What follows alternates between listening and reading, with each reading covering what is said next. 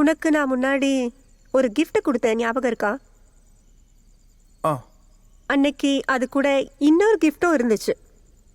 எனக்கு தோன்றதை எழுதின ஒரு லெட்டர். ஆனா என் மனசுல நான் கொஞ்சம் கூட நினைக்காத ஒரு ரியாக்ஷன் தான் ஓ சைட்ல இருந்து வந்துச்சு. நீ கிஃப்ட் வாங்கிட்டு எதுவுமே சொல்லாம அங்கிருந்து போயிட்ட. தகுதி இல்லாத விஷயத்துக்கு பேராசைப்பட்டுட்டோமோன்னு பயம் வந்துருச்சு. அந்த பயத்தால நான் திரும்ப அந்த விஷயத்த பண்ணவே இல்லை.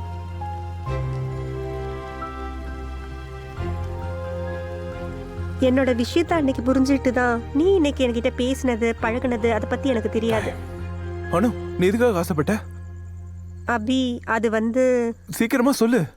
வாழ்நாள் முழுக்க நீ என் கூட இருக்கணும்னு நினைச்சேன். வாழ்நாள் முழுக்க உன் கூட இருப்பேனான்னு தெரியல, ஆனா 24 ஹவர்ஸ்க்கு உன் கூட மட்டும் தான் இருப்பேன். என்ன? அன்னைக்கு நீ சொல்லணும்னு ஆசைப்பட்ட எல்லாத்தையும் 24 ஹவர்ஸும் கேட்கறதுக்காக நான் இங்க தான் இருப்பேன். நிஜமாவா? நிஜமா. இப்ப சொல்லு, நான் கேட்கறேன்.